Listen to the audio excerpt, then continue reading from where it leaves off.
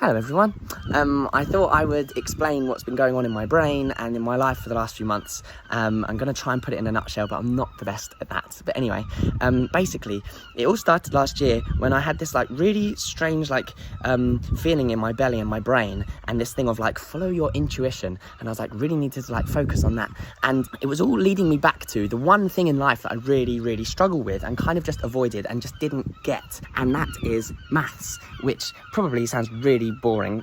Well, it used to for me, but anyway, now I love it. And I was like, why am I thinking of maths all the time? Why am I telling myself that I need to do maths? Anyway, I couldn't ignore it, so I bought myself a maths textbook, everything you need to ace maths, in one big fat notebook. So I bought it, and then I went away to a tiny little island in India, in South India, and 2 days after I arrived, I jumped into a lake and cut my foot open. So I literally had no choice but to sit down and do the maths.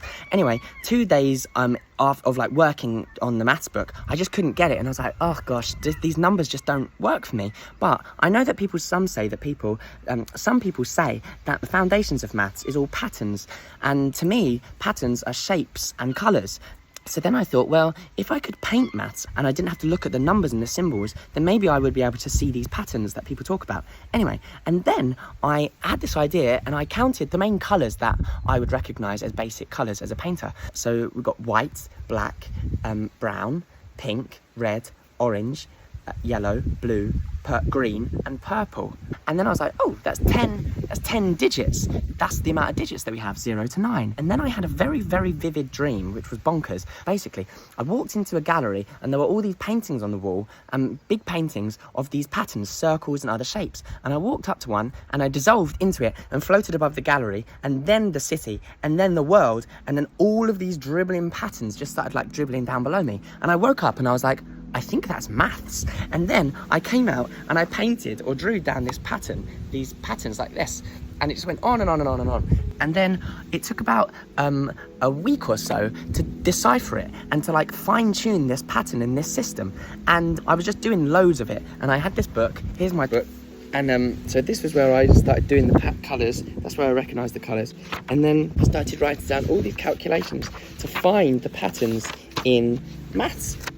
And then children in the village were looking at me going round, and I was taking inspiration from the different temples and different things I was seeing and the colours that were being used. And then these children asked me, what are you doing? And I said, I think I'm doing maths. And I started teaching them, and in about 20 minutes they could just get it. They just got it. And I was like, oh gosh, this is not just for my brain, this could help other people. So I sat down for 2 weeks, I wrote this book, had it printed. This is the book, Multicolour Maths on Monroe Island, and basically it teaches you the method. I gave the book to Bristol University, and then they put me forward to present it at the British Society of Research into Mathematics, and I was like, oh my gosh, what is going on? I don't actually know how I'm here. And then it was received with such a positive response. And so I've come back to the town I was born in and grew up in, St Leonards-on-Sea, to this little room, which is the same room that I taught myself to paint in when I was a teenager.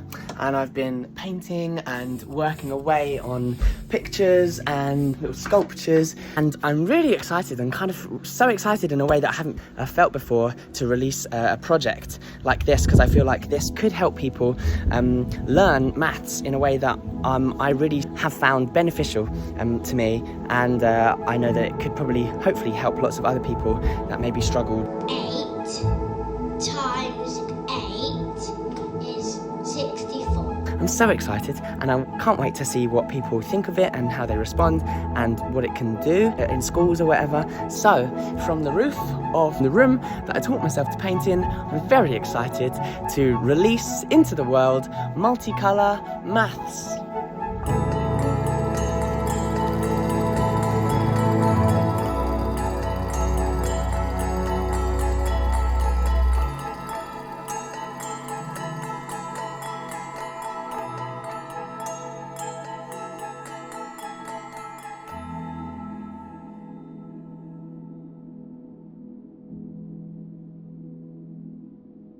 That was the most hectic video ever.